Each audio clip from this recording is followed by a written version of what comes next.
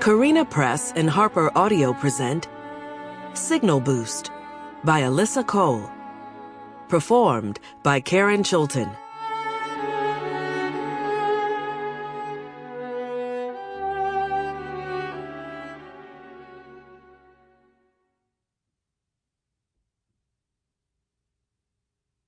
A quote from Amiri Baraka.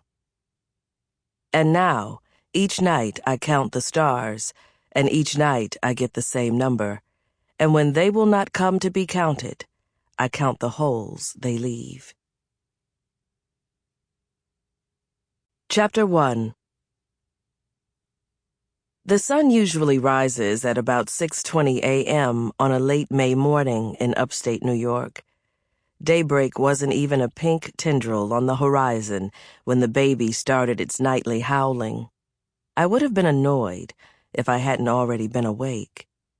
If this was before electricity and modern society had stopped working, I would have dealt with my insomnia by scrolling through my smartphone, checking out dudes I would never have the nerve to contact on the latest gay hookup app.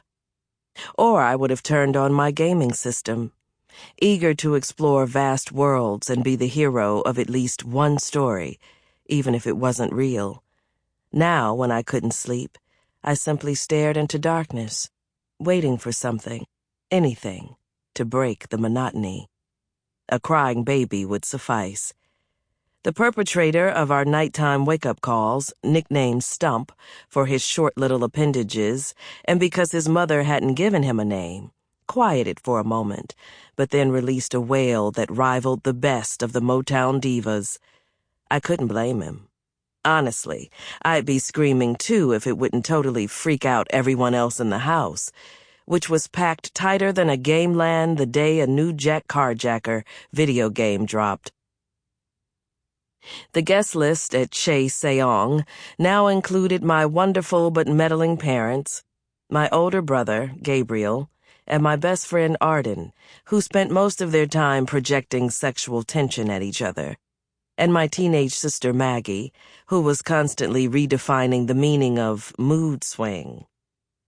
There were also Darlene and Stump, the woman and baby we'd taken in after she and her husband had held my parents captive.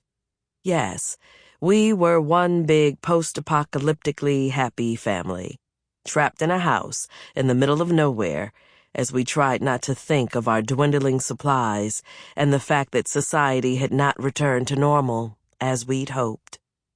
That was enough to make anyone holler.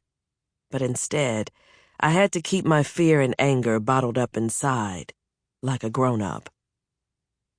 Maggie stirred in her bed across the room from me, but her mutant teenager ability to sleep through anything meant Stump's cries wouldn't awaken her. Her mass of long dark hair was pulled into a messy bun atop her head, revealing a face that was a strange mixture of child and woman. What kind of life would Maggie have if things didn't change soon?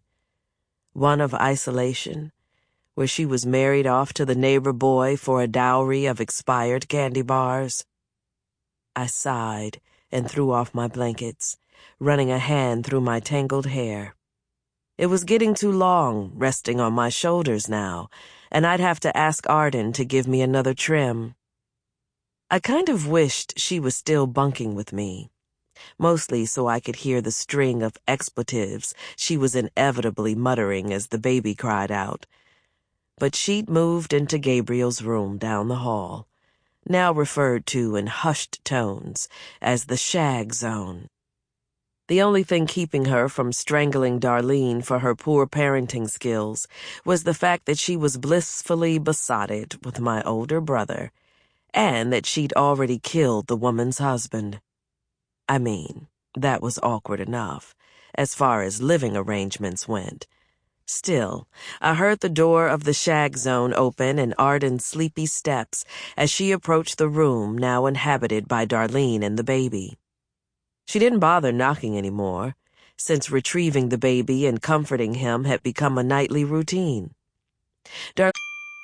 Sample complete. Ready to continue?